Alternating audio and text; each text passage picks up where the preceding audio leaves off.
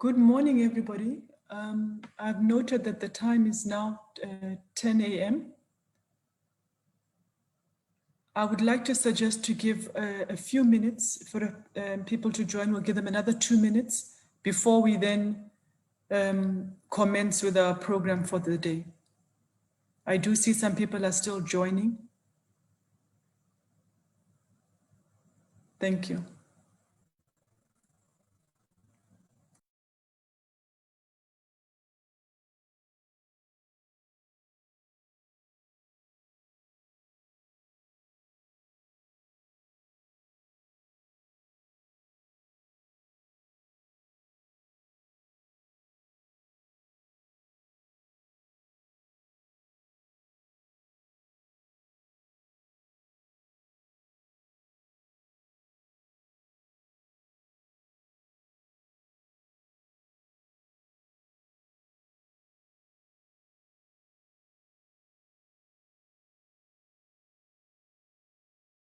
Team.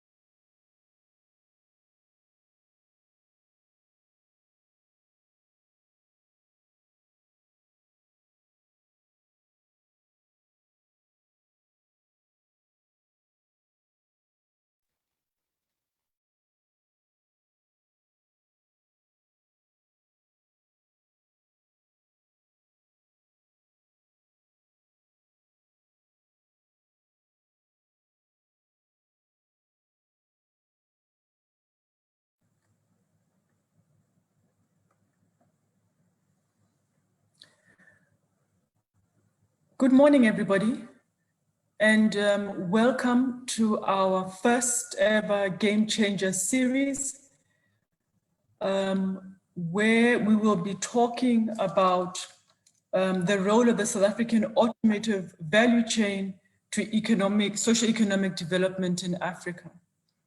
Before we officially commence, I would like to request the ISCA project administrator, Keneilwe, to please just set out the house rules for today, and then I will take over from there. But welcome everybody, and Keneilwe, if you could please just indicate the house rules.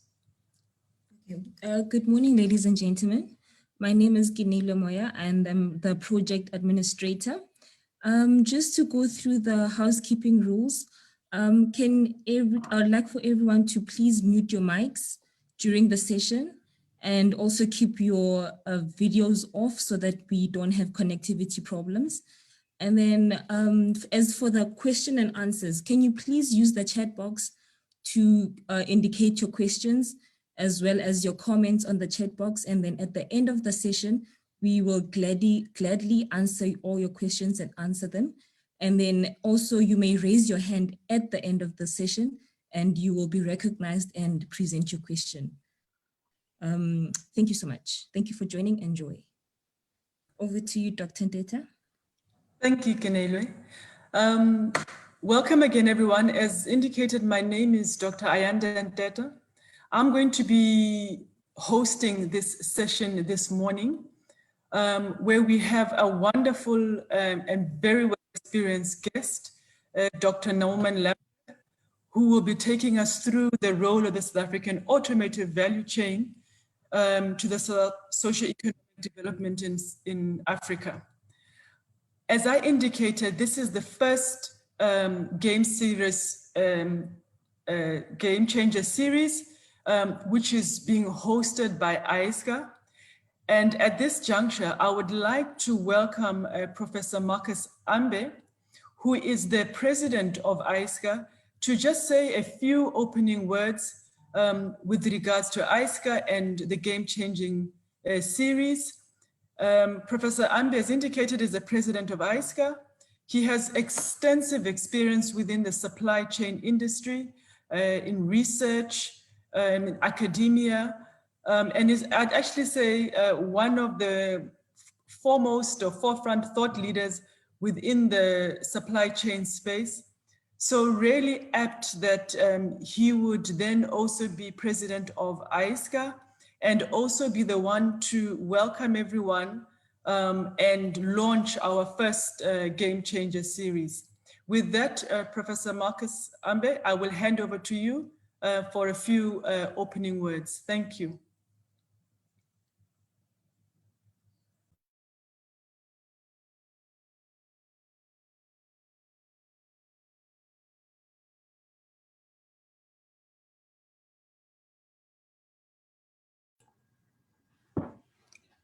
Thank you very much, Program Director, Dr. Nteta, and also our Vice President for Southern Africa.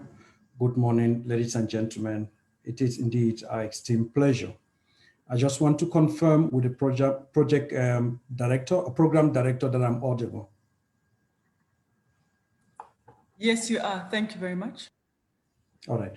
Thank you so much. Indeed, colleagues, ladies and gentlemen, I'm delighted to have the opportunity, and as well, I'll attest to the fact that I'm actually humbled by your presence. You have actually shown commitment, passion and dedication towards the ISCA course, and also development and career professionalization of supply chain management in the country and in the continent. I am also particularly humbled and welcome you to this special session, the special program that we are actually launching today, the Supply Chain Management Game Changer Series 2021.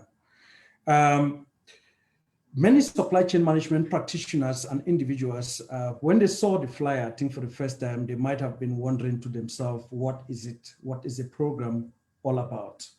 And you would note that we have four core value propositions from the ISCA perspective. The first of which is that we want to be able to drive research to shape policy decision-making, to be able to improve bottom line of organizations, to be able to provide resources and improve our master's and doctoral students. You would also have recalled that in terms of the second value proposition, we want to be able to strive on training and capacity building program, to build capacity on supply chain management. We want to be able to disseminate, solutions, through conferences and events, and also to be able to disseminate those practical solutions that we have come out through our research, through publications, white papers, benchmarking report, newsletters. So those are the key four value propositions of the African Institute for Supply Chain Research. Just on another note, that ISCA have been able to create and establish strategic collaborations with esteemed institutions in the country and in the continent. And at the moment, the African Institute for Supply Chain Research is an affiliate for the College of Economics and Management Sciences, UNISA. And the office, in terms of the head office of ISCA in the country and the continent, is actually residing at the University of South Africa. Now, you might have been pondering as well to say, now, what is the purpose of the Game Changer series?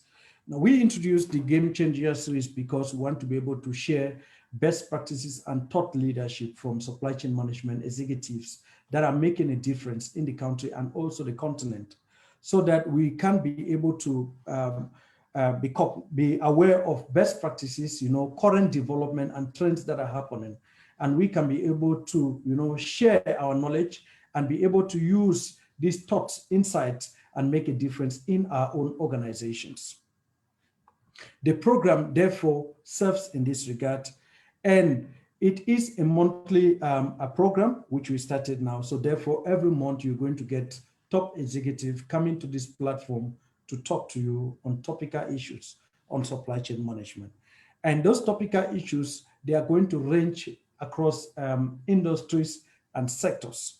We are going to be looking at, right now we're looking at the automotive industry. We're going to look at state-owned companies, national and provincial departments. We're going to look at issues from a municipal context. We're going to look at issues from retail, warehousing context, from agriculture, mining, health, education, banking, energy sector. So across the board, we would try and make sure that we get a top executive on supply chain management to be able to share the insight.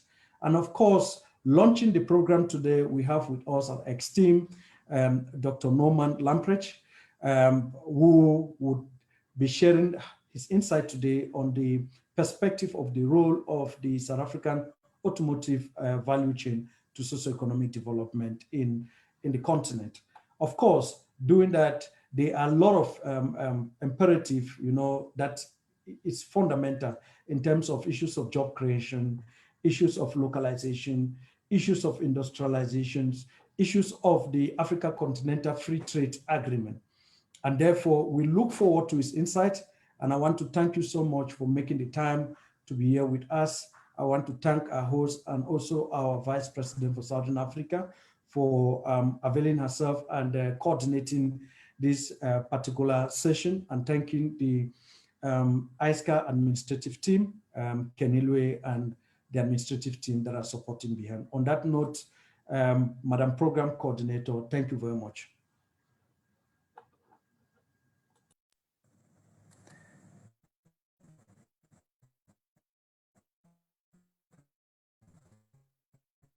Thank you,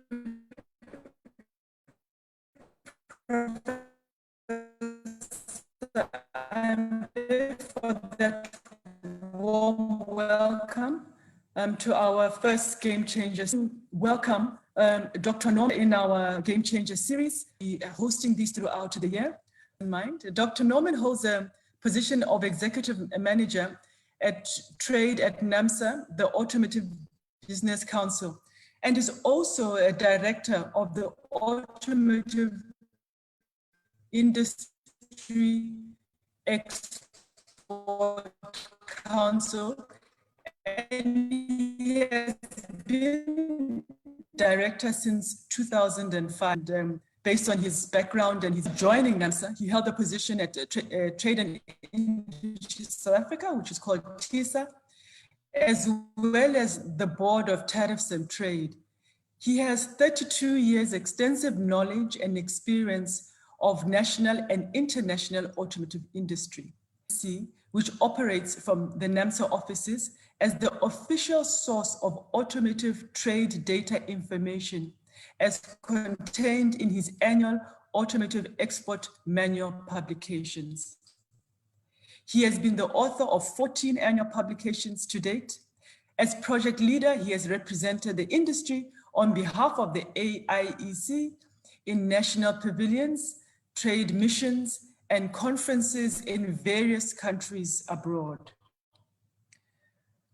He obtained his BCom, and he has obviously his BCom honors from the University of Stellenbosch, and also obtained his MCom cum laude, I might add, from the University of South Africa, and currently has a DCom in business management. As you can see, we have really selected somebody who has extensive experience in the area to share with you his insights in terms of what he thinks the role of the South African automotive value chain to the socio-economic development in South Africa entails. At this juncture, I'm going to hand over to Dr. Norman to take us through an hour in terms of his presentation on these particular areas. As Keneilwe indicated, you're welcome to use the chats for his questions, and I will then coordinate those questions at the end of the session. Dr. Norman, thank you very much for honoring us, and over to you. Dr. Jeanetth, Prof. Ambe, thank you for the introduction. Just to show that I'm not a robot, let me switch over to my presentation and share that.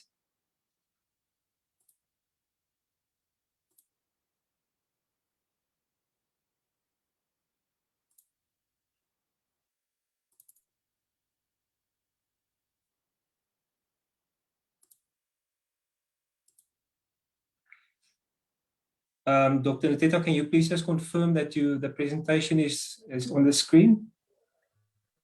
Yes, it is. Thank you very much for the introduction. It's always a pleasure to share information on the automotive industry. Ladies and gentlemen, good morning. I'm fortunate to also be involved in the academic side at UNISA. It's always fascinating to see how theory meets practice in the master's and doctoral studies of the students that I'm responsible for.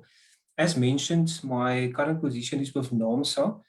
NAMSA has changed its naming convention at the beginning of 2021 from the previous National Association of Automobile Manufacturers of South Africa to NAMSA, the Automotive Business Council. And the reason was basically just to represent a wider community than just the vehicle manufacturers and vehicle importers.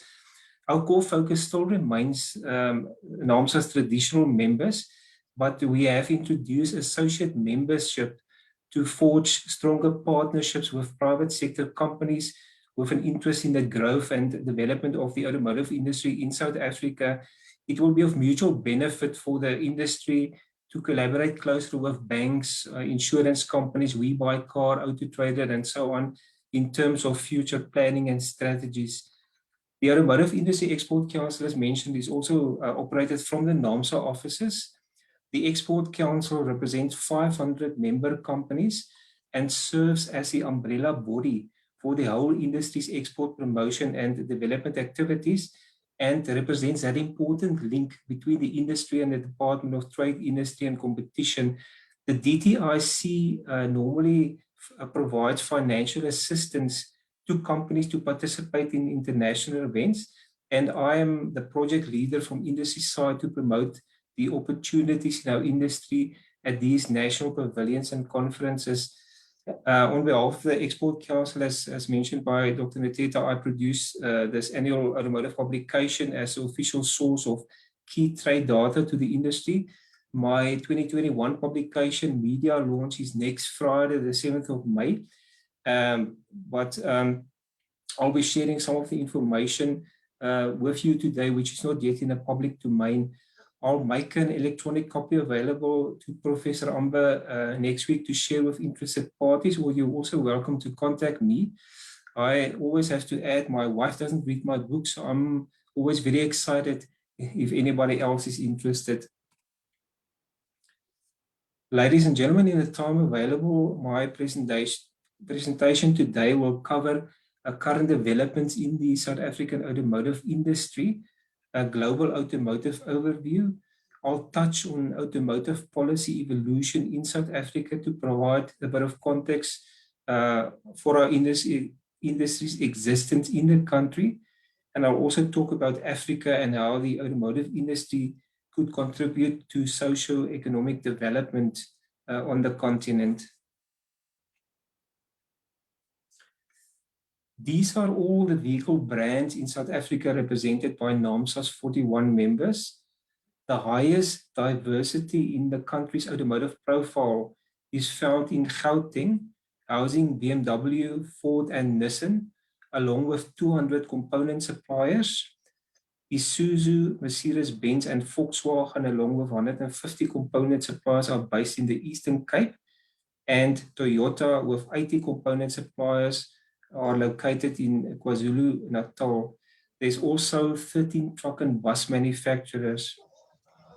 Now, South Africans love their cars, so it's no surprise that South Africa has one of the most competitive trading environments in the world. In 2020, just on the passenger car side, there were 43 brands and 3,132 model derivatives to choose from, which represents the widest number of choices compared to market size in the world.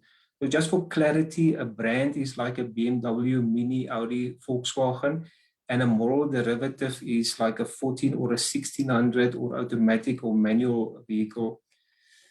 New vehicle price inflation in South Africa has remained below inflation for a couple of years up to 2019, but obviously COVID-19 distorted vehicle prices and exchange rate last year. The exchange rate in particular has a big influence on new vehicle prices, considering that 75.7% of passenger cars were imported last year, and also a big portion of the components to manufacture vehicles in South Africa, such as powertrain and telematics components. Powertrain components include engine and gearboxes, and the telematic components are typically the electronic interiors in vehicles. The tax burden on consumers in the country is excessive when it comes to new vehicles. I'm sure you know that our government is not shy to tax people. We have done the calculations, and on a premium vehicle, the tax portion which goes straight to the fiscus is 42%, and on an entry-level vehicle, it's about 18%. Now, these taxes consist of a luxury ad valorem tax based on a sliding scale up to 30%. For vehicles in excess of R1 million. On 100,000 Rand, it will be 1%. There's also a CO2 emissions tax averaging around 2%. And then there's VAT of 15%. Now, these taxes are all cumulative, which means one is calculated on top of the other, and they all fall outside of the control of the vehicle manufacturers and importers.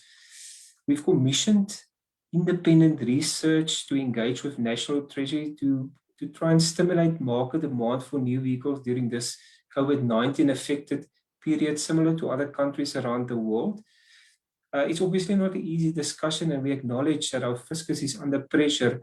But if government just removes the CO2 tax on a temporary basis, the industry will immediately sell about 12,000 vehicles more, and the fiscus would actually benefit by an additional R1 billion in the other taxes.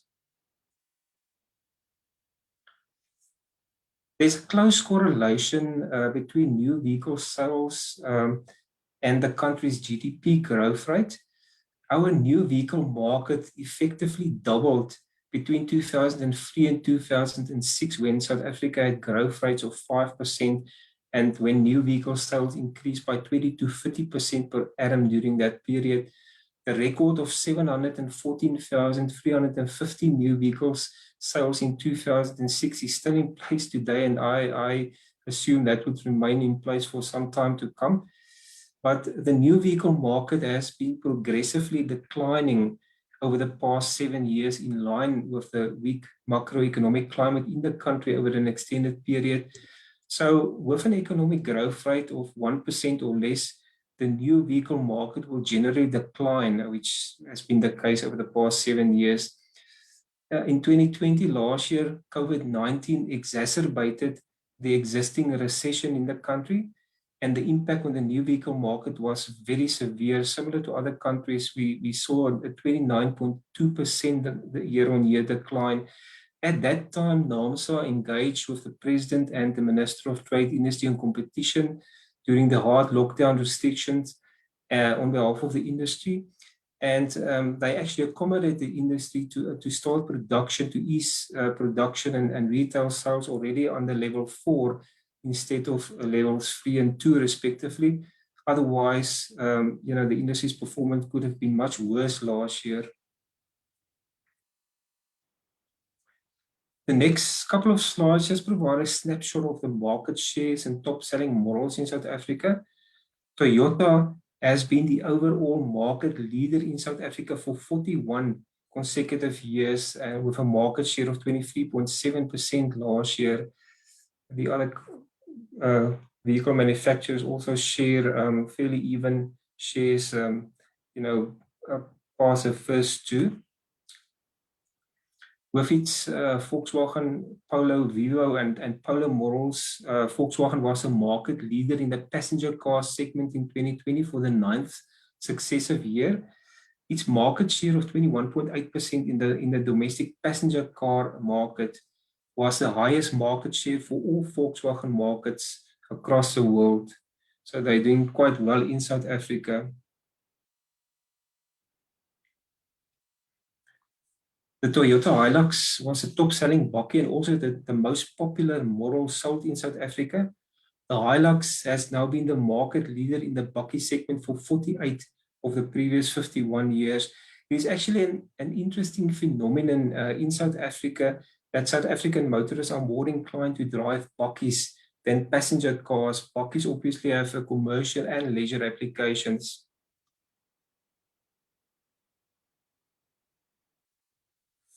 One of the main growth segments globally and as well in South Africa is sport utility vehicles, SUVs. And you can see the popularity of the new model launches in this segment. 9 of the top 10 selling vehicles in South Africa in 2020 were South African manufactured vehicles, of which 5 bakkies and 4 passenger cars.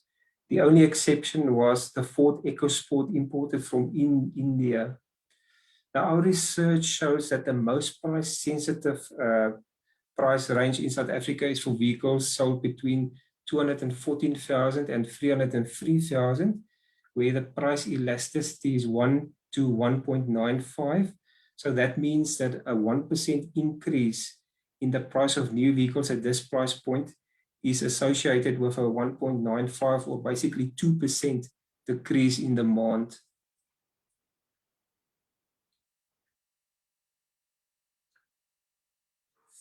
The projection for 2021 for this year is for new vehicle sales to rebound by about 15%, in line with the anticipated rebound in the economic growth rate of 3.6% as forecasted by the Reserve Bank, obviously from the very low base in 2020.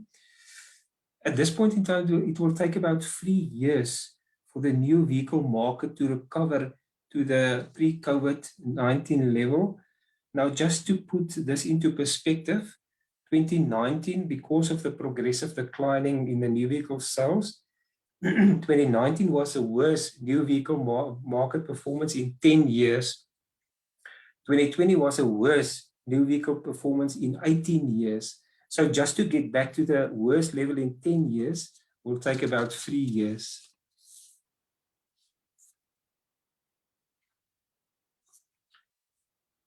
Vehicle production is a key performance indicator, as employment is also linked to production. Vehicle production also declined year on year in 2020 by 29.4%, in line with the decline in new vehicle sales and the 29.9% decline in exports, as COVID-19 obviously affected global demand for vehicles all around the world. I think you can see there that Volkswagen, Toyota, and Ford are the volume producers in South Africa. Of interest and on the upside is that automotive component exports increased to a new record of 54.5 billion rand in 2020 from the 53.7 billion in 2019. And this was due to higher catalytic converter exports to the EU, in line with the stricter emissions legislation in the region since the beginning of 2020. At one stage, South Africa supplied about 15% of the world market for catalytic converters and 75% of Europe demand. So it just shows that despite huge setbacks, such as by COVID-19, there's always opportunities in the industry.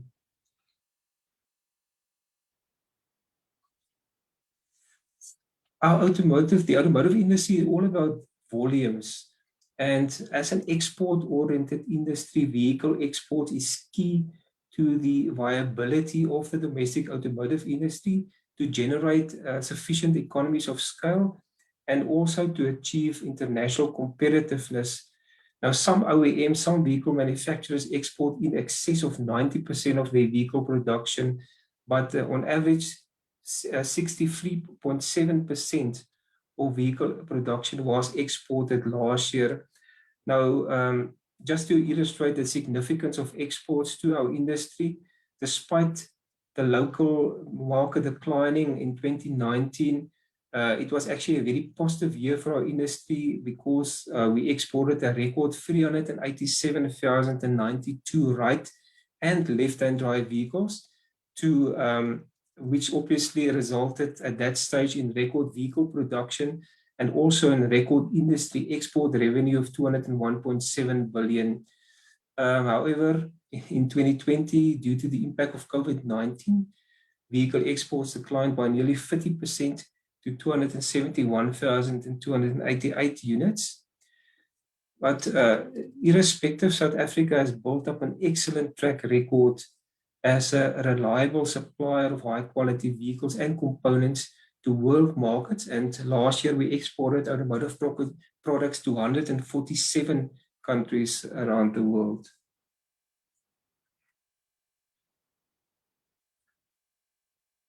Last year, 75.7% of passenger cars were imported, and mainly from India. 43% of these imports were from India, and India has been established by many global brands as a production hub for small and entry-level vehicles. So imports from India did not include, comprise of Tata Mahindras, but it actually was Ford Figo, Hyundai Grand i10, the Datsun Go, Renault Kwid, Toyota Etios, and so on. India is very cost competitive. The margins on small vehicles are very low globally, which means you need to manufacture high volumes to make these investments viable. Now, big countries such as India and China and so on normally have huge domestic markets to offset their high vehicle production compared to South Africa, where we have a limited market and we really need to export to obtain higher volumes. The high import of vehicles into South Africa is nothing strange. It's just as a result of our automotive policy program, where the incentives could only be used to rebate the import duties on vehicles or on the original equipment components to build these vehicles, and as well, obviously, to satisfy the demands of a consumer-driven market with many choices, as mentioned. The automotive industry in South Africa makes a huge social and economic contribution to our country's economy, and this industry has grown to become the leading manufacturing sector in our country's economy. Now, COVID-19 affected the industry severely last year. The industry's contribution to the GDP is normally around 7%, and normally the vehicle and component manufacturing normally accounts for about a third of manufacturing output. But in 2020, those figures came down to 4.9% GDP contribution and an 18.7% comprising manufacturing output.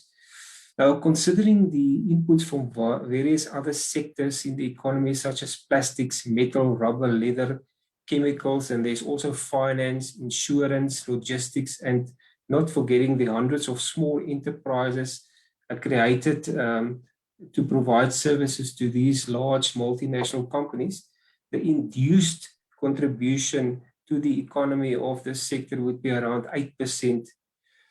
The total automotive exports last year amounted to 175.7 billion rand, and that accounted for 13.9% of South Africa's total exports in 2020. Just to give you a sense of the further significant value contribution by the industry, the industry's annual revenue is around 500 billion rand, and that excludes exports. Employment in the supply chain, which is component, vehicle manufacturing, and the retail side of the industry, comprised 469,000 people in 2020 in the formal sector. The industry, however, supports over 1 million formal jobs in view of its linkages with other sectors of the economy, as just mentioned previously. And these are also mainly high-skilled jobs. And the fact that the earnings per employee in the vehicle manufacturing side of the industry exceeds the average annual earnings in the formal sector by about 25%, just confirms this. In 2020, we saw record investments by the 7 vehicle manufacturers of 9.2 billion rand.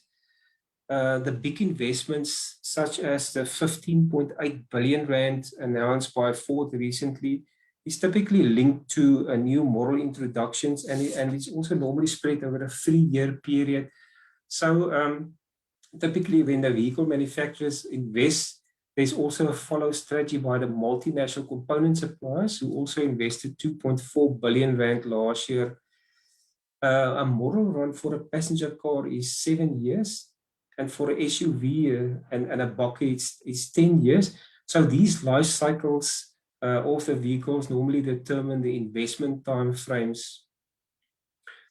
Although our industry is very significant in South Africa, it is relatively small in a global context. So South Africa was ranked 22nd in the world in terms of global vehicle production, with a global market share of 0.58%. That actually came down from 0.69% in 2019.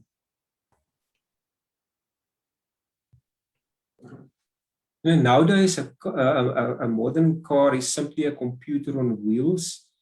Mobility, I think you all would agree, is at the core of modern civilization. And the automotive industry is one of the most significant contributors to the overall economy of the world. This industry has always been at the forefront of technological changes. At present, the grand vision of the industry is electric cars, connectivity, and autonomous driving. COVID-19 last year has probably been the biggest deterrent to growth for the global automotive industry in recent times, and we saw supply chain disruptions, but the most visible effect in 2020 was a substantial decline in vehicle production and new vehicle sales. Vehicle production declined year on year by 15.8%, from 92 million vehicles to 78 million vehicles. And new vehicle sales also declined year on year by 15.8%, from 90 million vehicles to 78 million vehicles. China remains the biggest market in the world by far.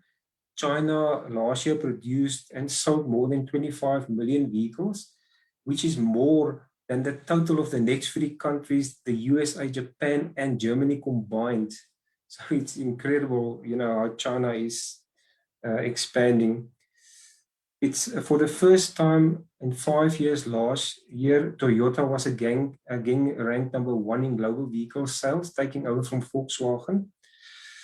Also of interest is global electric vehicle sales, which are accelerating, with the EU and China leading in this space. Although the sales numbers is still only 4% of the total in 2020, and still relatively small, this is the future of the industry, and many countries have started to announce the banning of internal combustion engine vehicle sales from 2030 onwards.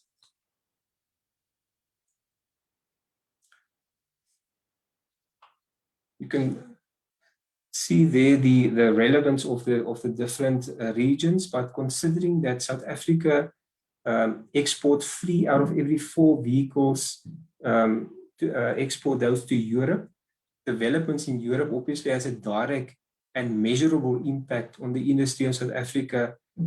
The decline in sales in Europe impacted obviously on South Africa's vehicle exports last year, and of specific interest is the announcement by the UK, which has been our industry's top vehicle export market since 2014 up to last year, that they are banning the sale of new internal combustion vehicle engines, and they brought that date forward by 5 years, from 2035 to 2030.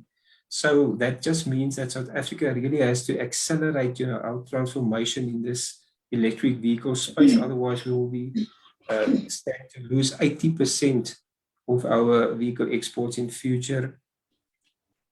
COVID-19 impacted also heavily on the global industry, and especially in South Africa during the second quarter of last year, when the hard lockdown restrictions resulted in the temporary shutdown of production and sales all around the world.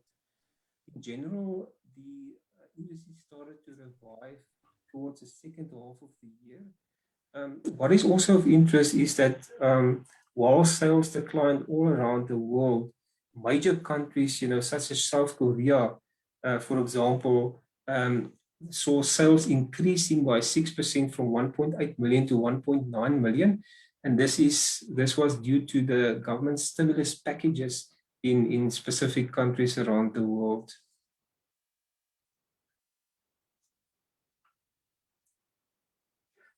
Vehicle production was also severely affected in all global markets. So I've mentioned there was a year-on-year decline of 15.8%. The decline was actually assisted by China. It could have been worse, but because China is the largest vehicle producing country in the world, the country rebounded much earlier than in the year then, and production only declined by 2% year-on-year in China. 15 countries in the world produced more than 1 million vehicles per annum in 2020. That was down from 18 in 2019. But 1 million vehicles is basically an international benchmark. At present, South Africa was ranked number 22nd in the world. We form part of that second tier players of countries producing less than 1 million vehicles per annum. Our ambition is obviously to increase our global vehicle production market share to 1% in future under our new policy program, which will start this year. I'll get to that in the next few slides. The automotive industry in South Africa is now nearly 100 years old. Our industry started in 1924 when Ford, and in 1926 when General Motors set up assembly facilities in South Africa. I've outlined the whole history of our industry in my new publication, but the first car, a Mercedes-Benz, was imported in 1896 already. Because of import control measures implemented in South Africa, more vehicle manufacturers set up facilities in the country. In 1960, South Africa manufactured 120,000 vehicles, more than any other developing country in the world. Our government at that time recognized the significance of an automotive industry to a country's economy, and then they've implemented various sets of automotive policy programs since 1961. Now, in South Africa, a cause-effect relationship exists between government automotive policy and the actions of automotive companies. Typically, when the incentives were based on vehicle mass in South Africa, we built the heaviest cars in the world. Under the Motor Industry Development Program implemented in 1995, when the incentives were based on exports, from no exports, that became a major industrial activity. I can also just mention our industry operated behind tariff walls of 115% in the 1990s. Two key features for me of the automotive industry in South Africa. One is long-term policy certainty, and the other one is a constructive collaboration amongst all stakeholders. And that's the reason why the automotive industry in South Africa is often used as a benchmark by other sectors. Our industries, the performance is dependent on a partnership between industry and government to develop the industry. Government commitment and adequate support is really imperative to attract foreign direct investment to the industry in South Africa. Now, every policy program elevated our industry to the next level. The major achievement of our Motor Industry Development Program implemented in September 1995 until 2013 was to integrate our small, uncompetitive, fragmented industry into the global automotive environment. The program basically encouraged the vehicle manufacturers in South Africa to only produce 1 or 2 high volume models to obtain economies of scale benefits, instead of trying to manufacture all different models in the country in low volumes.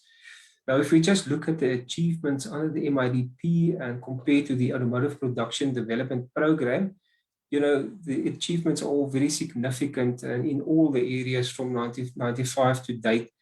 Now, typically, because COVID-19 impacted on the industry severely, I've also included the 2019 data to more fairly allow for a comparison of the achievements between the MIDP and the APDP. You can see in all areas in terms of capital expenditure, exports, the number of models manufactured, sales, everything increased significantly up to 2019 before it was distorted last year.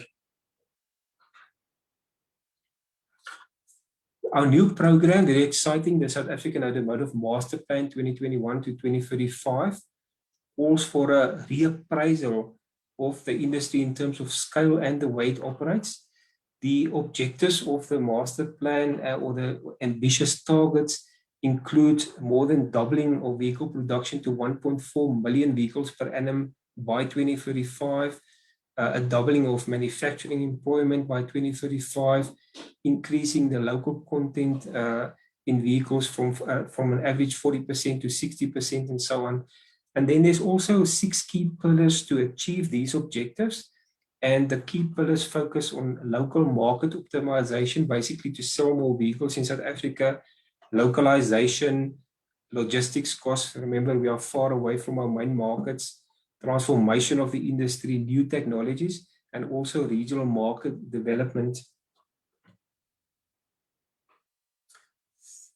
With regional market development as one of the key pillars of the master plan, Africa is obviously a key priority focus for the industry in South Africa. Now, vehicle production and sales also declined significantly in Africa last year due to the impact of COVID-19. Currently, South Africa, Morocco, and Egypt comprise the main markets in Africa. Regional integration is working for our industry, considering that 81% of our industry's exports into Africa last year was destined for SADC. Now, SADC is a free trade area. The Continental Free Trade Area launched on the 1st of January this year holds enormous potential for the South African automotive industry, and specifically because of the expansion into the large markets of West Africa and the fast-growing economies of East Africa. Now, one of the most important benefits anticipated under the Continental Free Trade Area is will be the development of value chains spanning across multiple countries, which will enhance the export of value-added products to the rest of the continent. I'm sure you're all familiar with the modalities of the Continental Free Trade Area, but the 90% tariff liberalization has commenced on the 1st of January, and this will be followed by a further reduction in the 7% sensitive products. I think one must obviously recognize that regional integration is a process. It will take a long time. It's not an event, and all countries will also not move with the same speed. Considering that there are 34 least developed countries in Africa, there are 6 small island developing countries, there's 16 landlocked countries, and so on. So for these least developed countries, it can take up to 18 years before they would reduce the 90% of their tariff line to free. On the automotive industry side, the African Association of Automotive Manufacturers has been established in South Africa a few years ago in 2015 as an independent body to drive the creation of an automotive pact, an automotive partnership, with South Africa playing a mentoring and a knowledge-sharing role in assisting other African countries such as Nigeria, Ghana, Kenya, Rwanda, and potentially 1 or 2 others with the formulation of the automotive policy development. The aim is basically to replicate the automotive ecosystem in South Africa, where we have vehicle manufacturers, component suppliers, we have financing, we have government commitment, and there's also other industry role players involved. The intention is to develop both vehicle and component production capacity, and also the consumer market in this automotive manufacturing hub, whereby the countries could complement each other with vehicles and components. South Africa, for example, produce a Volkswagen Polo, and Nigeria could do an Amarok Bakkie, and Ghana could do an Audi, for example, and then complement each other with the different models and also on the component side. Now, the smaller countries in the respective regions would also be incorporated into the value chains, and they could be secondary suppliers of components, or there's various other ways that they could contribute.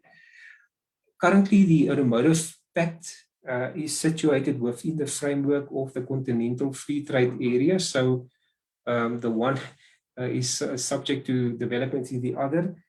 Still outstanding on the side of the automotive industry as far as the African Continental Free Trade Area is concerned is the rules of origin. And the rules of origin is normally the core of any trade negotiation. In South Africa, or rather as South Africa's largest, second largest export region, accounting for nearly 30 billion or 16.9% of total automotive exports of 175.7 billion last year. The fortunes of the continent also impact on the success of the automotive industry in South Africa. Now, because of COVID-19, Africa experienced its first recession in 25 years, when the GDP growth rate of Sub-Saharan Africa declined by 3.7% last year, according to the World Bank.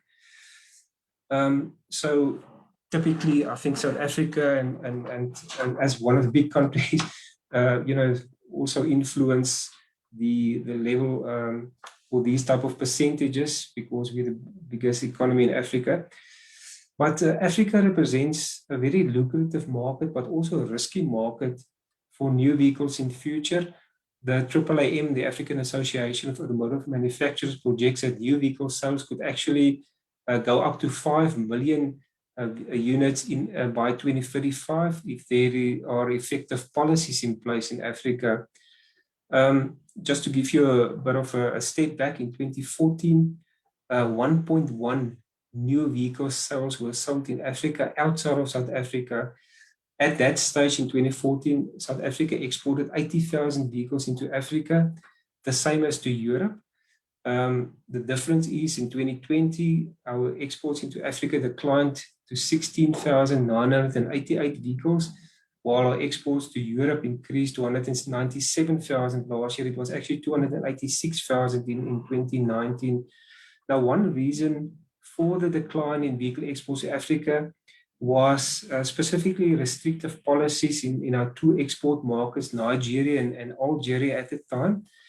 Algeria banned the import of new vehicles, and Nigeria implemented their automotive policy, which after all these years they still haven't signed into law, but that resulted in that their import duties increased from 35% to 70%, which obviously cut off all new vehicle exports to the country. However, good news for our industry is that Algeria last year has formally opened their market for new vehicles again in 2020, and hopefully we can continue that trend to export more new vehicles in future into Algeria. But our current market share in Africa is about 3% of total new vehicles sold. And, this would really be significantly higher. Outside of South Africa, 530,000 new vehicles sold in Africa, and considering our 16,000, basically 17,000 exports into Africa, that comprise 3%. Our market share should really be much higher. Africa should be our natural market.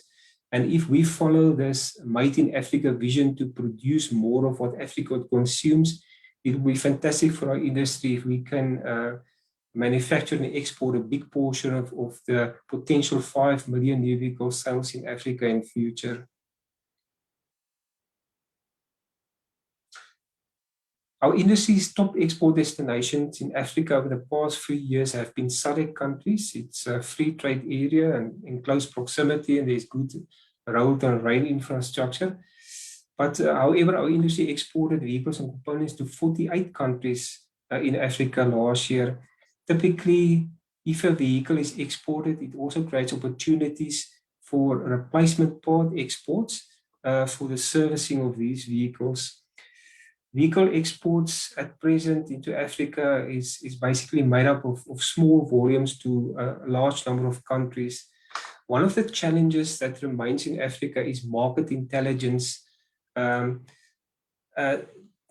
basically that will assist to identify gaps and opportunities in countries, but typically most countries don't have an industry or don't have representative bodies to report on new vehicle market details. If one look at the SWOT analysis for Africa, there are probably many more details one could include in here. But although the strengths and opportunities focus on the huge untapped market, a potential of 5 million new vehicle sales in future, a growing middle class, potential opportunities via the Continental Free Trade Area, the Automotive Pact, there are also weaknesses and threats, such as the low purchasing power in Africa, the absence of suitable vehicle financing options.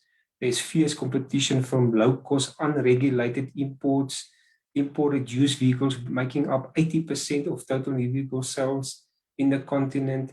There's high logistics costs, and now there's also the setback of COVID-19. And these are all remain main factors for inhibiting new vehicle sales in Africa. However, I always tend to rather focus on the positives and the opportunities than on the negatives and challenges.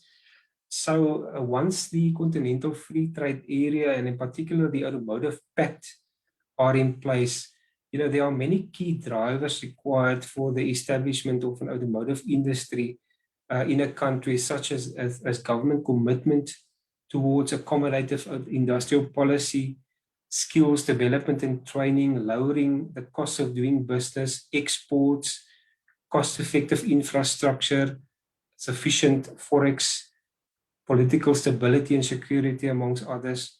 So these key drivers will significantly enhance the upliftment of society and also drive socioeconomic development in many countries in Africa, in view of the significant contribution by an automotive industry to a country's economy. Ladies and gentlemen, so in conclusion, my storyline for today was basically just to highlight the success and the significance of the automotive industry in South Africa as the bedrock of our manufacturing sector, despite the fact that our industry is still relatively small in global terms. What is typically required is adequate automotive policy support, policy certainty, and very importantly, government commitment. Now, many countries aspire to have an automotive industry simply because a successful automotive industry is often seen as an emblem of economic success, and especially in developing countries as a sign of mastery of modern technologies. So establishing a regional automotive industry in Africa will come with huge benefits.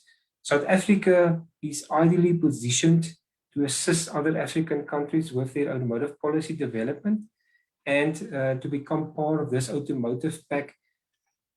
It's simple. The choice is simple. If South Africa does not drive these initiatives, this space will be taken up by foreign countries, and it will really be a setback for the Continental Free Trade Area aspirations. Thank you very much. Dr. Mateta, over to you. Thank you.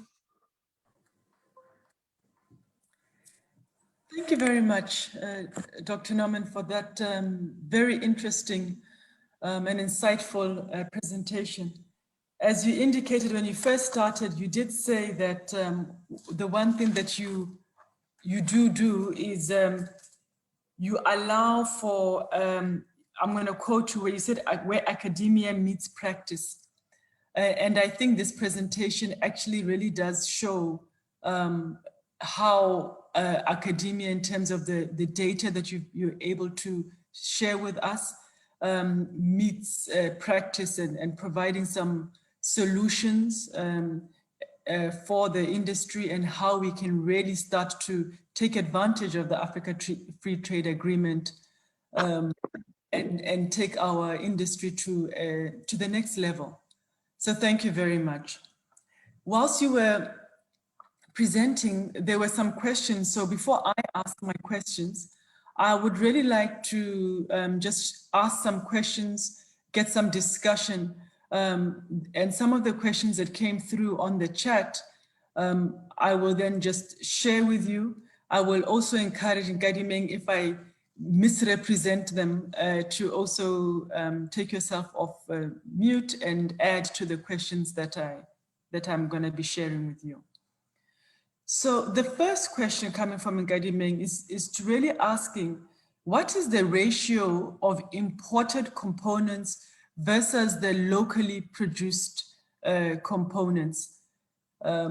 Just to get an understanding in terms of where the weighting is. That's the first question. Would you like me to ask maybe 3 questions at a time, or would you prefer 1 question, Dr. Norman? Dr. Litera, it doesn't matter. I can see the questions. Maybe I can respond to the questions, you know, on this chat, and then if there are any further questions, you can take 1 or 2 at a time, and I can respond to that. But if you allow me, let me respond to the first question in terms of the ratio of imported components versus locally produced components. The answer there is, as I mentioned, the local content in vehicles in South Africa, manufactured in South Africa at present, is on average is 40%. Remember, that's the average. Typically, if a new model is introduced, the models normally starts off at a lower local content, but a Polo, for example, or some of the other models in South Africa have local content of 60%. We actually have the capability in South Africa to manufacture engines. Volkswagen and Ford produce engines for the world market, for the Ford Ranger Bakkie and for the Polo Vivo. So we have the capabilities, but it doesn't make, it's not economically viable, or it makes business sense to replicate an engine manufacturing plant here for some of the German models, where you produce 1 million or 2 million overseas, and the production in South Africa is only for 80,000 or 100,000 vehicles. So that's typically the reason relates to low volumes. We try and source everything that we can in South Africa, but the capital intensive products such as engines, gearboxes, and electronic interiors are currently imported. So the ratio is on average is 40%, and the aim under the master plan is to increase local content to 60%. I'm probably elaborating, but there's wider localization and there's deeper localization. It's great to get a multinational company to South Africa to produce an airbag or a dashboard for a specific model.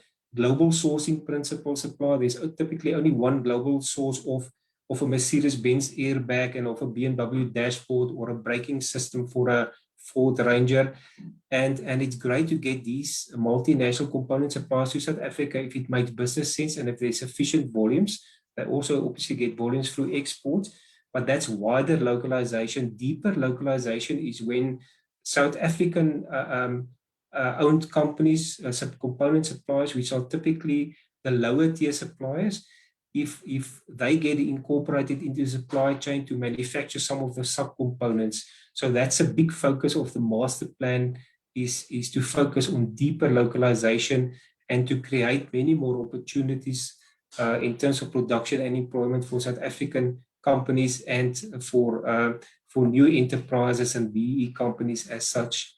So hopefully I've answered that question. The second question relates to electric cars. What is the potential impact on locally produced combustion engine cars? I've mentioned that 3 out of every 4 vehicles currently are exported to Europe. Our top market for the past 6-7 years has been the UK. The UK has just announced towards the end of last year that they are bringing forward the banning of the sales of new internal combustion engines from 2035 to 2050. So, and many European countries as well. Europe by 2050, 40% of sales will be electric vehicles.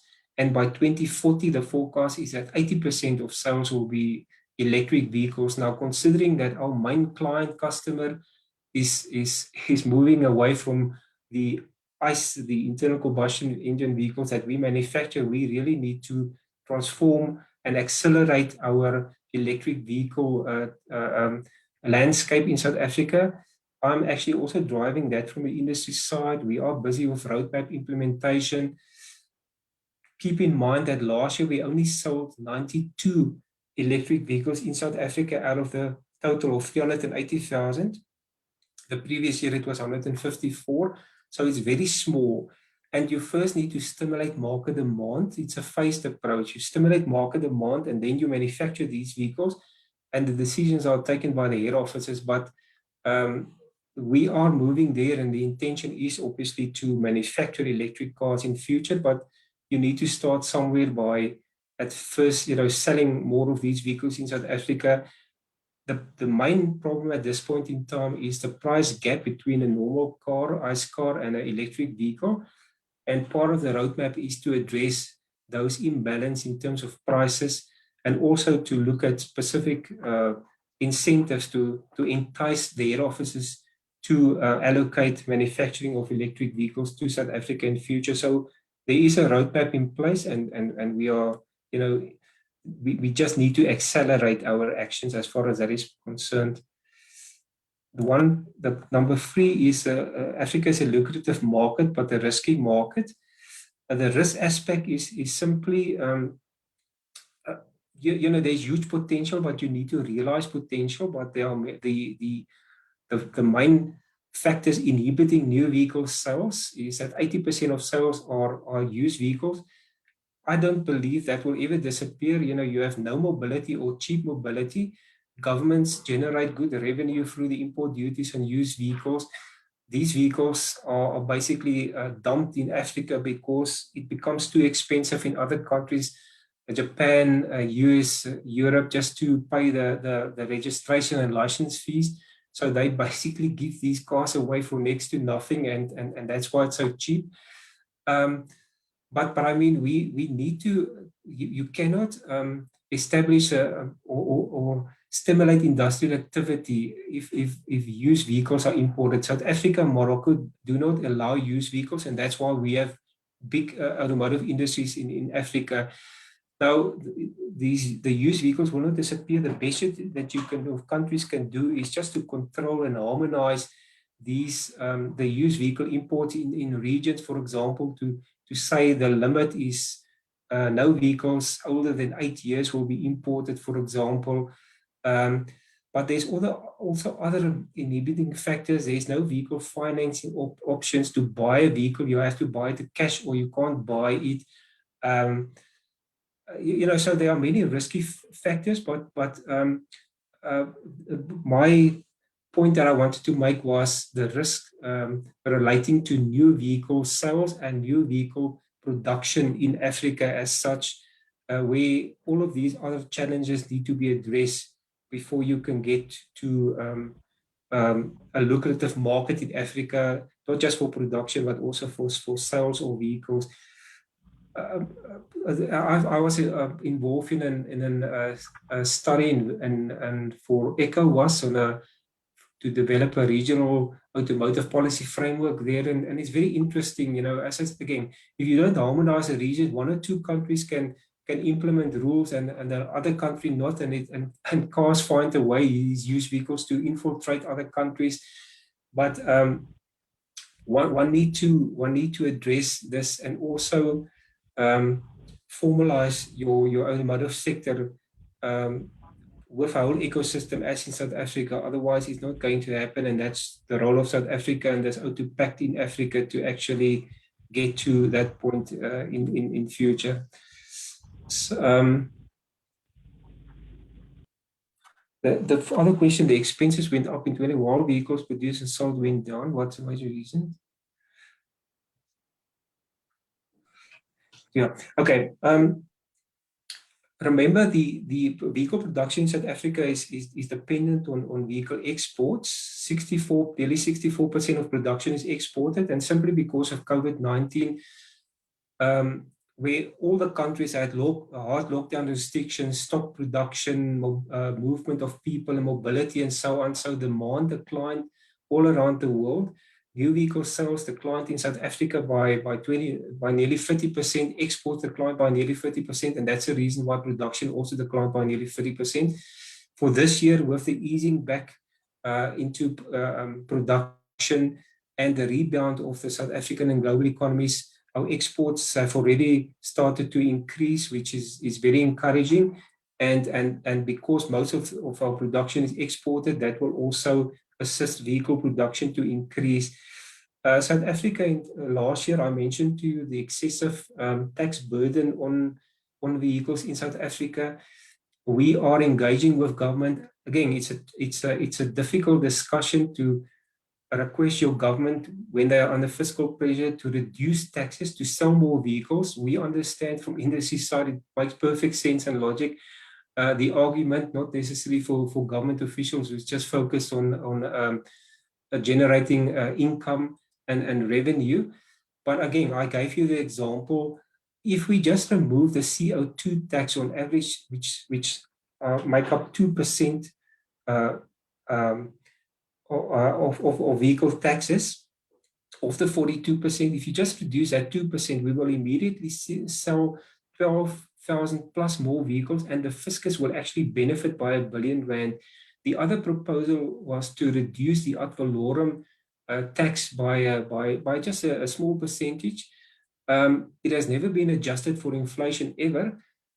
So every year, your cheaper cars also attract higher duties. But if that would be tax neutral, we would sell 17,000 vehicles more.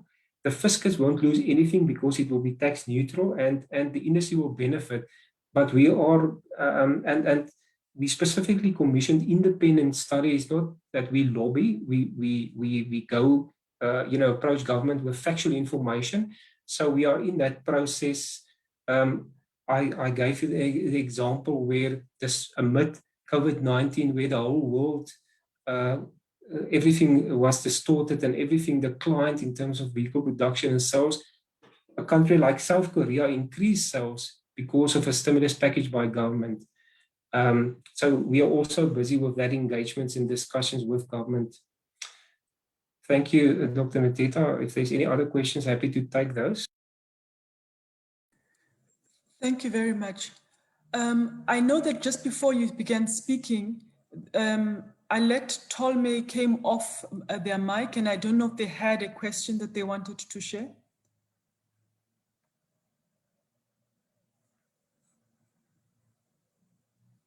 Okay, I will take it that it was just a temporary coming off the mic. Thank you for that. Are there any, at this time, I'll also ask, is there anyone else who would like to take themselves off the mic and to ask any questions? Yes, Nkadimeng, I see your hand raised.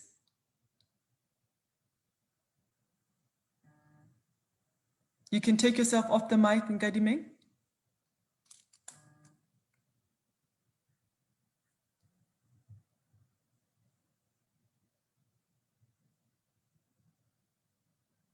Okay. I see that Nkadimeng has raised their hand, but they've also put a question in the chat where they were asking if it's possible to share slides as well as any other relevant material.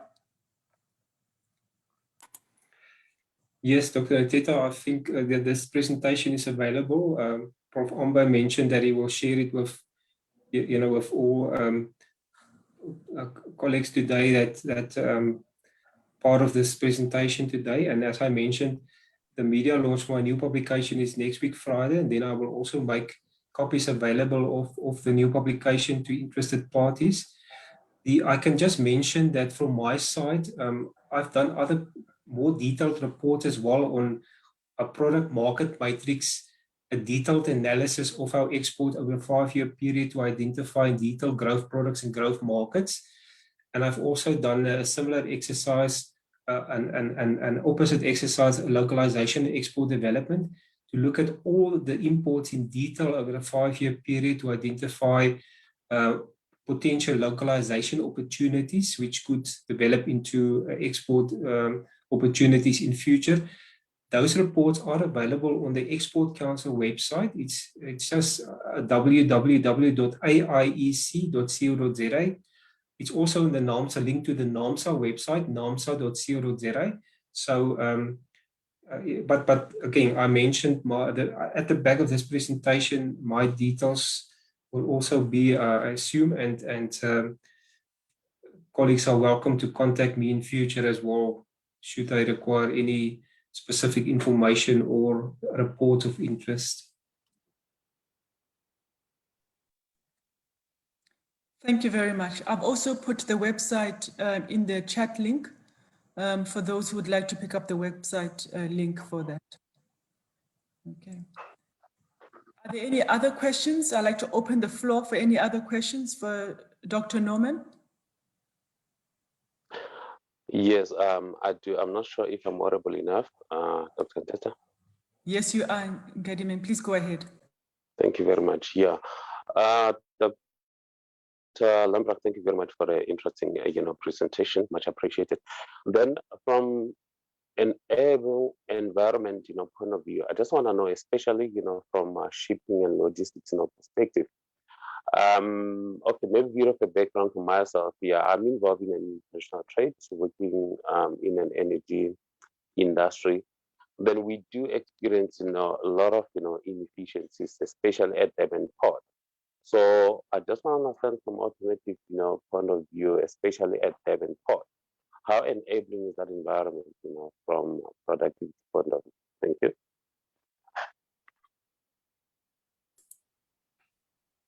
Thank you for the question. We from NAMSA side, we actually established, we've got a number of committees. Typically, the experts, the office bearers in the companies participate in the different NAMSA structures, the committees. There's a supply chain committee, there's a policy committee, there's a statistics, fuel and emissions, truck and bus committees, and so on. And the experts normally attend these meetings, and then we take decisions on a consensus basis on behalf of industry. As far as the NAMSA supply chain committee is concerned, we engage very closely with at the top level with Transnet, making being part of that specific committee. We actually also last year commissioned a specific study to look at a port benchmarking study and so on. We've got a very good, it's good to engage from industry side with all the role players in industry to have a better understanding from our side in terms of their challenges and their what they do and vice versa. We cannot expect a South African port, for example, to move to compare it with global benchmarking to say they need to move 100 containers in an hour. Their capacity and infrastructure can only do 50, but then we expect them to do 50 and not 20. We are very aware that in terms of the cost competitiveness of Durban on average, it came down from something like 844% compared to global average to 270%, which is fantastic in terms of improvement, but still a long way behind. But we are working very closely with the parastatals, Transnet in particular. We have a very good relationship with the port regulator to accommodate the industry every year when there's tariff increase, the annual tariff increases, and so on. And we also deal with Transnet to make sure that it's an integrated approach. It's no use one division reduce a tariff and the other division increase something. At the end of the day, the costs are higher. But the main focus coming from the study last year was not necessarily cost, but also in efficiency improvements as such.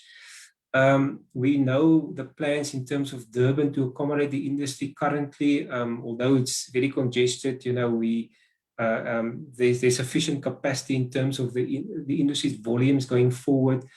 Those are the type of information that we share on a regular basis to make sure that they can accommodate industry. Remember, under the master plan, we want to produce 1.4 million vehicles. But one of the focus areas is also hub to hub. Ford, for example, with their new investment is now moving to use Port Elizabeth. You've got a congested Gauteng Durban line while between the north-south line from Gauteng to Eastern Cape is one leg is empty and one is full, and that also increases cost. So we deal with all of those, but over time we've built a very good relationship, a much better understanding. We regularly engage at a CEO level with the CEO of Transnet and the CEO of the vehicle manufacturing companies in South Africa. Luckily, Ms. Portia Derby, who's now CEO of Transnet, is very familiar with the automotive industry and good understanding. And it always helps when you engage at a high level with Transnet in terms of logistics costs and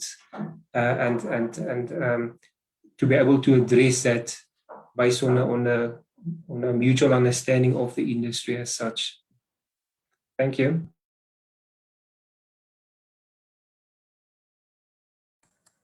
Thank you for that response. Are there any questions? I once again allow you to take yourself off mute and ask the questions directly to Dr. Norman.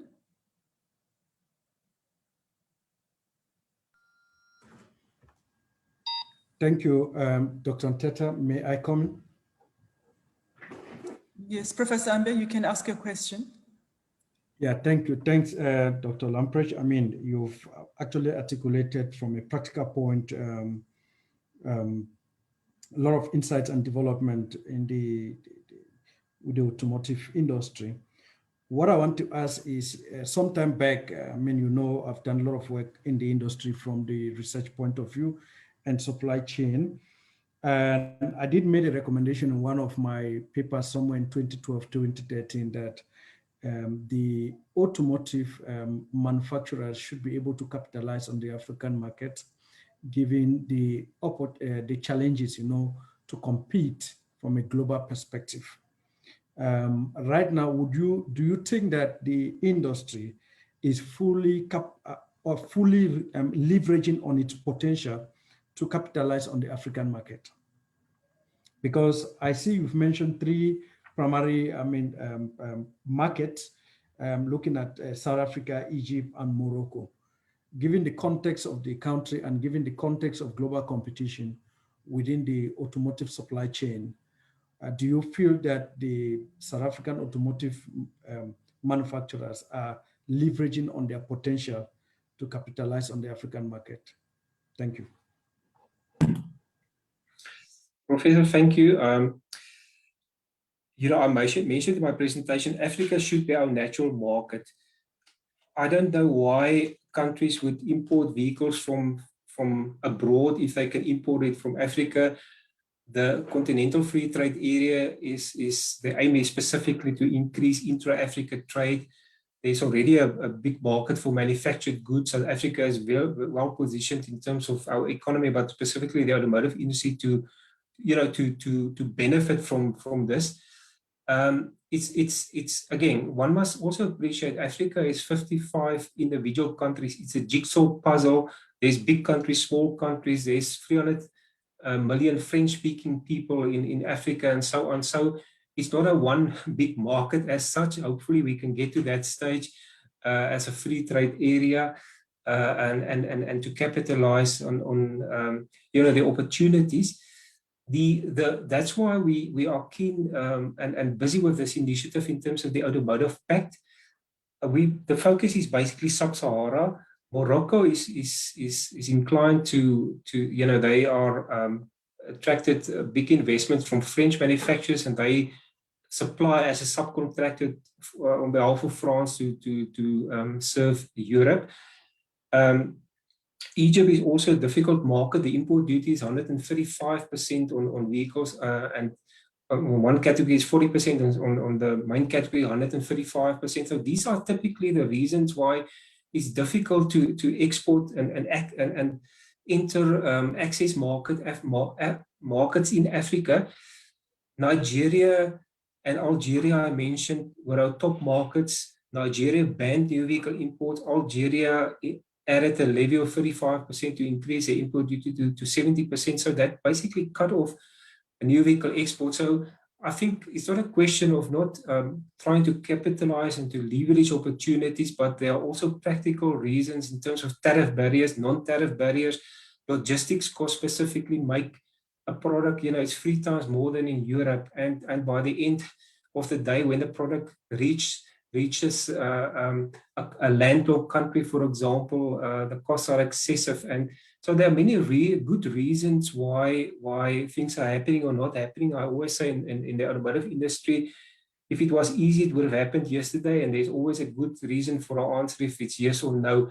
So hopefully, and with this Auto Pact, which is situated within the Continental Free Trade Area, we can address all of those issues. The Continental Free Trade Area, the aim is to liberalize the duties. From South Africa's side, we are happy to open our markets, which is already the case in Africa, subject to rules of origin, which is a core. If any country can get to 40% local content and the CKD completely knockdown definition, like we do in South Africa, manufactured vehicles in South Africa, our market is open for duty-free entry into South Africa. That obviously has not happened in the rest of Africa. The Auto Pact, the idea is our program is a trade-related investment measure, which basically means if you invest, the benefits, there are certain benefits around that, like rebating the import duties and so on.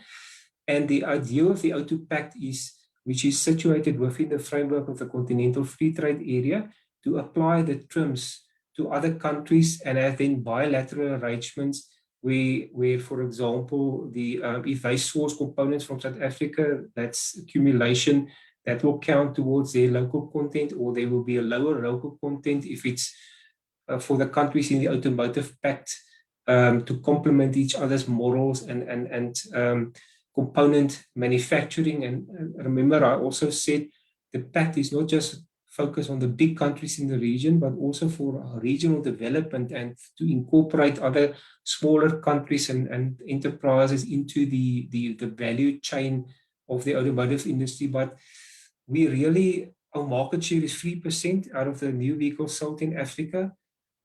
As far as I'm concerned, it should be 100%. Everything should be sourced from each other going forward. But there are currently good practical examples, such as the high import duties and high logistics costs, and which make it just difficult currently to capitalize fully on the opportunities. The CEOs in South Africa of the companies are typically responsible for Africa, as most of them are responsible for Africa. Volkswagen are very active in Africa. They've invested in Kenya, Rwanda, Ghana, busy with Nigeria, Ethiopia. Nissan has invested in Nigeria, Ford in the past as well.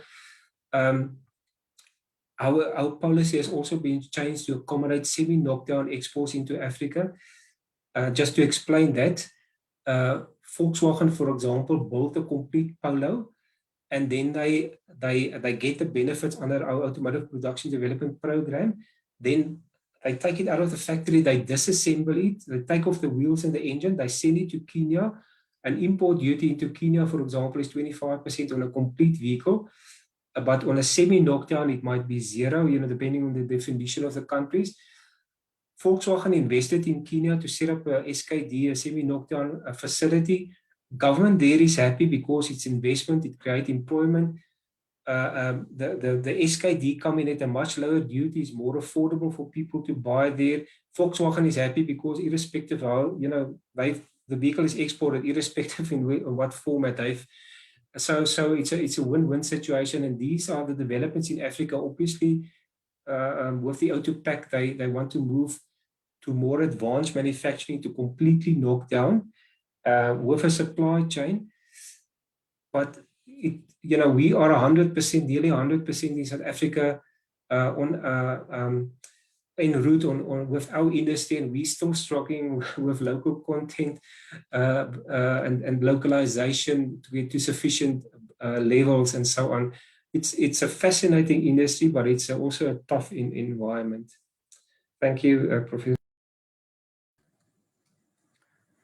Thank you very much. I'll once again just open for any other questions in terms of in the room.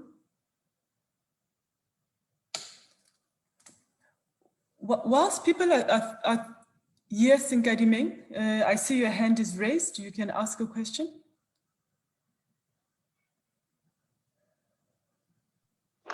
Thank you, Dr. Nteta.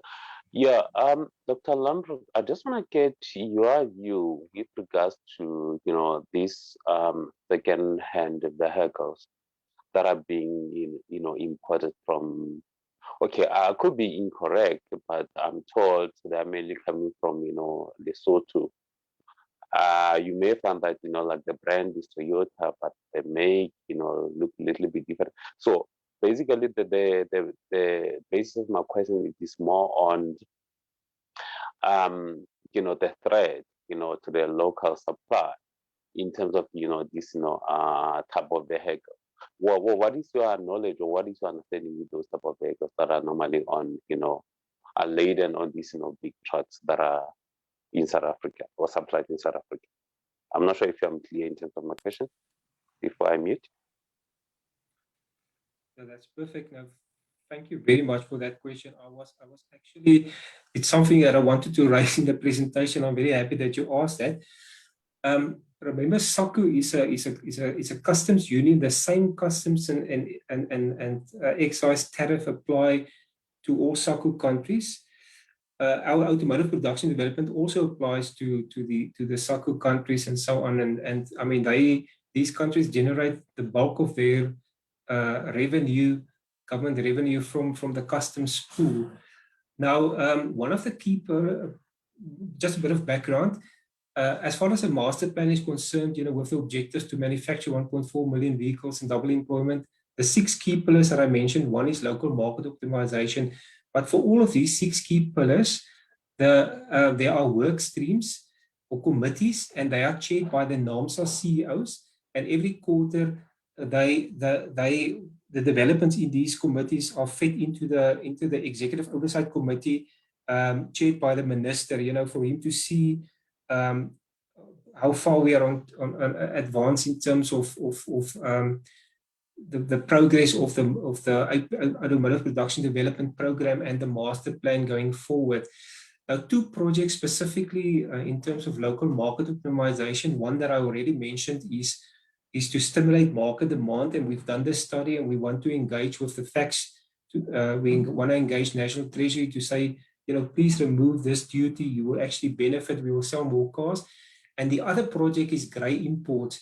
Now, we just termed it grey imports. The used vehicles are not allowed into South Africa, used vehicle imports. But now what happens is specifically Lesotho and Eswatini, they're also not allowed to do it, but they register in their countries illegal used vehicle imports, which is already not a nice thing to do, because typically it erodes the duty pool and they get less money at the end of the day. But secondly, these vehicles are then illegally operating on South African roads. And we've also busy with that as a project and study and how to address that. And we're fairly far advanced. And our information shows that at least conservatively 50,000 vehicles of these vehicles are illegally operating on South African roads. I register them in those countries and then use them on South African roads illegally. It might be more, but a conservative 50,000, that basically means it take away 50,000 potential new vehicle sales in South Africa. And if you just look at the duty structure, it costs our fiscus 3.8 billion rand a year. So that is the extent of what is this illegal concept is doing to so our industry. And that's also one of the main projects. If we can address that, and we obviously there's a number of proposals in place that we are working on. If we can address that problem, it will hugely benefit the South African automotive industry, in terms of new vehicle sales, and also assist our fiscus in terms of the higher taxes that they can generate as such. But definitely aware of the problem, and as I said, we are working on that. Thank you. Thank you very much, Dr. Norman. There's a hand up raised by Walter. I think you have a question. You can take yourself off mute and ask your question, Walter. Thanks, Dr. Nteta, and good morning to colleagues in attendance. Thanks, Prof, for the very informative discussion that we're having. I just have a question that I want to ask to Dr. Norman regarding his awareness to the illegal trade on the powder that comes from the catalytic converter. This phenomenon, it's very wide in South Africa, where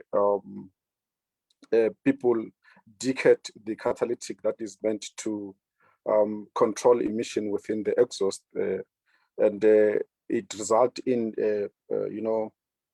toxic pollutants of the atmosphere and the environment. So I want to check his awareness, as well as to see what is it that the automotive industry is doing to curb this, because this, if left unattended for such a long time, it has got an impact in terms of the environment. And I want to know what is the industry doing with regard to this, if they are aware of it.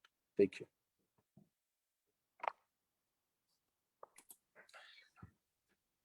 Thank you for that question as well. There's typically, huge focus on environment issues nowadays in terms of everything green and so on. I know in the electric vehicle side, part of the roadmap is also to look already at waste management, battery waste management, but also opportunities in second life of the battery and so on.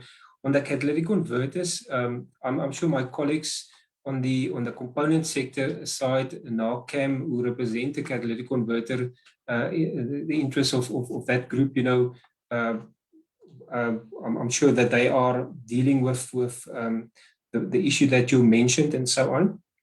Typically, although from NAMSA's side, I do many things, it's not possible, obviously, to cover every single aspect, but I am aware of the issues. What we've also recently happened is legislation in terms of all the vehicle manufacturers must register with government, Department of Environmental Affairs, but there are also bodies like the Electric Waste Management Association of South Africa, who is actually a NAMSA strategic partner. You can register with them as well, because then they act on behalf of the companies, and they already have 1,000 sites available in South Africa and to deal with waste management and so on. So in terms of in general, there's a huge focus on greener issues in the industry. We are obviously from the industry side working very closely with the relevant authorities in dealing with all of these issues. On the catalytic converter side, because we've got the platinum group metals in South Africa, a huge manufacturer. I mentioned that the significant portion that we supply to the world market, we exported 26 billion rand of catalytic converters last year. So I can assume that there are also activities in that space, but although I'm aware of the project, I'm not directly involved in terms of the details at this point in time. Thank you. Thank you, Dr. Norman. I see that Nkadimeng also had a bit of a follow-up in the chat in terms of asking if you received support from the authorities with regards to the question that he'd asked before. I don't know if you've had an opportunity to look at the chat. Maybe you could, do you receive support from authorities, Department of Transport? As I said, I'm not sure if it relates to the green issues and so on, but we are also, we're working very closely with the Department of Transport. Specifically, they obviously have a green transport strategies. Electric vehicles are well covered in there as well. And we are engaging very closely with them in terms of support. They've just put out a tender recently for the different levels of government in terms of purchasing of greener vehicles and so on. And they're also part of these work streams that I mentioned in terms of the key pillars. The intention of the work streams is to represent everybody, all relevant stakeholders that can contribute to that specific work stream. There's one for technology, there's one for local market optimization, regional integration, and so on. Okay, sorry, so I see the question was relating to grey imports. Yes, the projects that we are currently planning as far as the grey imports are concerned involve obviously SARS and the South African Police, Department of Transport, is also part of the role players involved at that process, because we've got different options how to deal with it. The preferred option is at this point in time is a proposal from the Road Traffic Management Corporation, which is obviously part of the Department of Transport, in terms of the e-NATIS system, how we can deal and collaborate with the SACU countries as such, and also for South Africa to be able to get access to their NATIS systems to identify which vehicles have been registered there.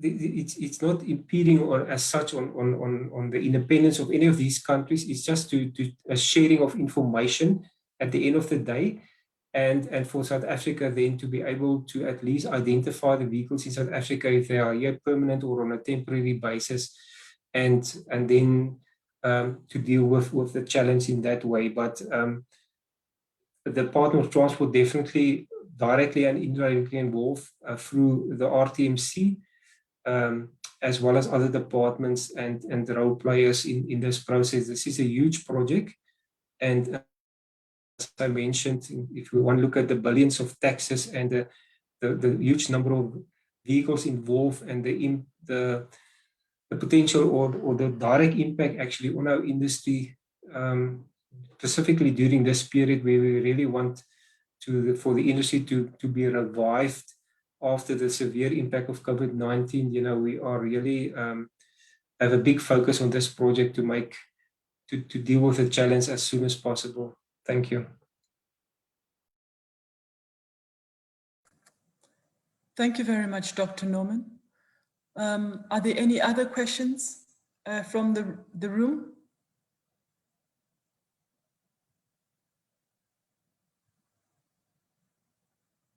Okay. In the absence of further questions, and having also looked in the chat, I would really like to take this opportunity to thank Dr. Norman for his presentation.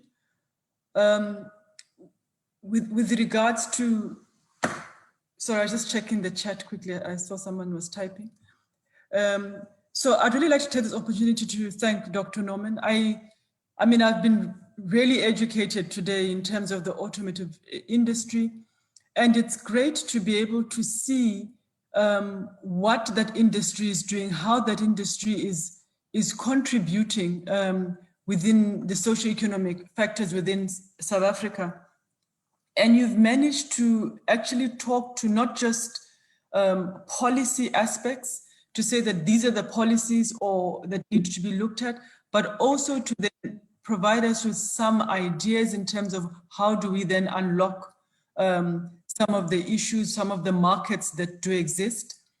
I must say that you made a comment that when you talk about the actual impact in terms of the Africa Trade Agreement throughout Africa, you gave a time period of 18 years, which was concerning to me because I said, wow, that's a very long time. But it's at least we're moving in that direction, and there's opportunity for increasing markets. Also hoping that we, in terms of Africa, learn to buy from ourselves. You did also indicate that that's one of the challenges, that we need to also begin to buy from ourselves rather than importing from outside of Africa. but also highlighting the challenges that it's not just one big market. We have 54 countries, and we need to talk to those policies and the directives within those countries and see how everything can merge together. As I highlighted to you at the beginning, you did say that you're going to be sharing, where you're going to be telling us the data that exists, but also bringing it towards practice. And really, you have demonstrated that greatly in terms of your presentation. Before I close, finally, I do see that there are some. There's just one more question that I'm going to allow it to be responded to, which is coming from Nkadiming, where he's talking about is earth-moving equipment. Well, you can read it yourself, Dr. Norman. And just wondering whether it is categorized in terms of is yellow equipment categorized as automotive in your data, in the work. Thank you, Dr. Nteta. Just something on the continental free trade area, for the big countries 10 years, but for the smaller countries 18 years. So that's why I said it's a process and not an event. As far as the question is concerned, the automotive production development program, the master plan, basically focuses on passenger cars and bakkies, light commercial vehicles. But going forward under the current and the new program, the components for trucks and as well as yellow metal bell equipment, for example, the articulated dampers and so on, actually do qualify for benefits. And the simple reason there is just that the tariff cannot distinguish if it's a component for a bakkie or for a truck.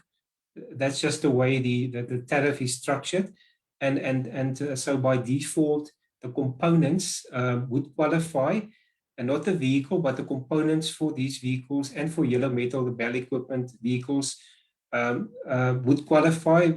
Just qualification in terms of bell equipment, not necessarily all their vehicles qualify. Some are as part of the tariff classified as that they can be on the road, and some are off-road vehicles. So that was a long process for them to be actually for them to get access to the automotive production development program benefits, but their products do qualify in terms of the components as such. There's a question, Dr. Nteta, on Botswana.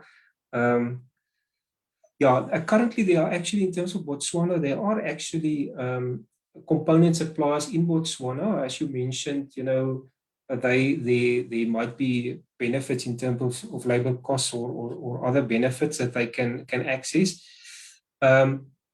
Botswana is part of SACU, and the Automotive Production Development Program applies there as well. But currently, wiring harnesses and batteries are actually manufactured there and then supplied to vehicle manufacturers in South Africa as such.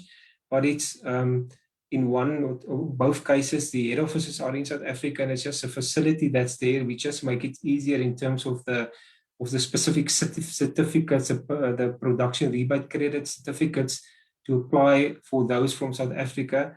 I think the other countries are not necessarily geared up as far as the certificates and those things are concerned as part of the program. But from my side, from industry side, we obviously want to promote South Africa Pty Limited first before we encourage some companies to go to other countries. Thanks.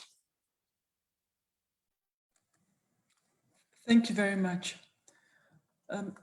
At this juncture, I would like to close the session, having answered all the questions in the chat and any other questions that you may have. I'm actually going to give an opportunity to Dr. Norman, if you would just like to say one or two closing remarks before I do the final closure, perhaps to clarify a few issues. If you'd like to do that, I'll open it to you, Dr. Norman. Yeah, Dr. Teta and Prof. Ambe, thank you very much for the invitation and the opportunity today as the first speaker of this Game Changer series. As I said, I love the automotive industry. You know, fortunately, unfortunately, if it's in your blood, it's forever. I've been dealing with this industry for more decades than in my adult life. Than before that. So it's a fascinating industry. The difference in South Africa between the automotive sector and other sectors is that this is a global industry where the others are South African industries. So global developments impact on South Africa. It's an export-oriented industry. You know, it's at the forefront of technology. There's never a dull moment. From South Africa side, we are.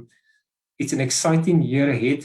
You know, we're starting the journey to 2025 to 2035 from the 1st of July this year under our South African Automotive Master Plan.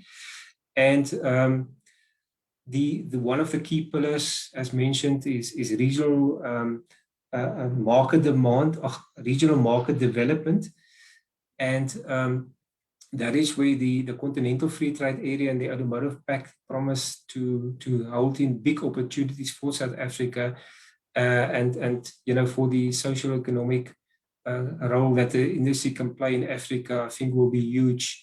But from my side, again, thank you very much to everybody that listened to the presentation, and thank you for the questions. You're welcome to contact me anytime, but also I will wait for the new publication next week, and also have a look on the Export Council website at the other reports that I've been doing, and I'm busy, you know, with an updated reports this year as well.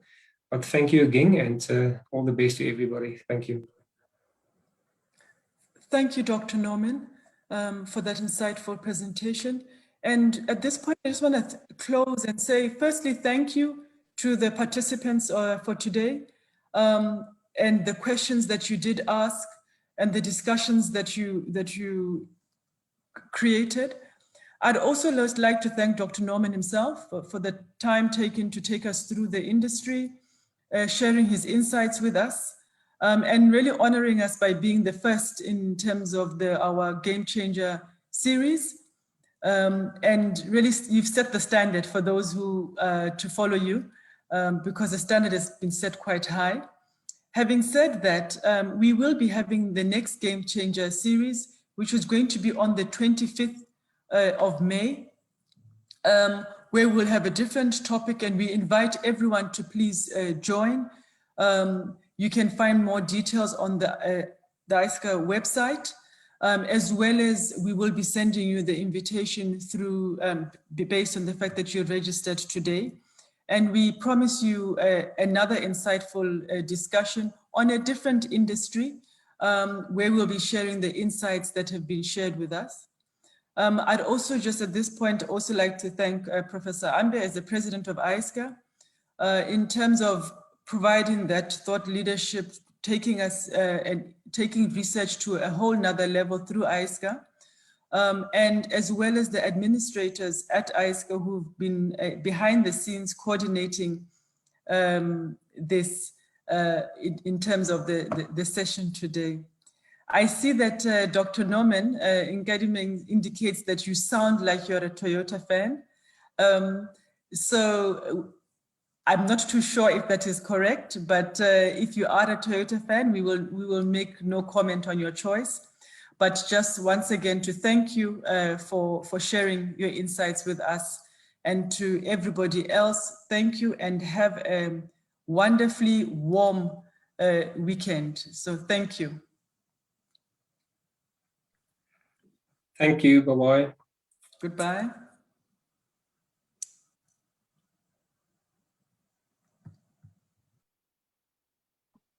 Bye, colleagues.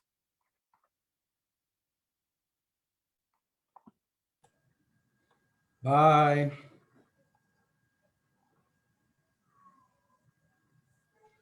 Bye, colleagues.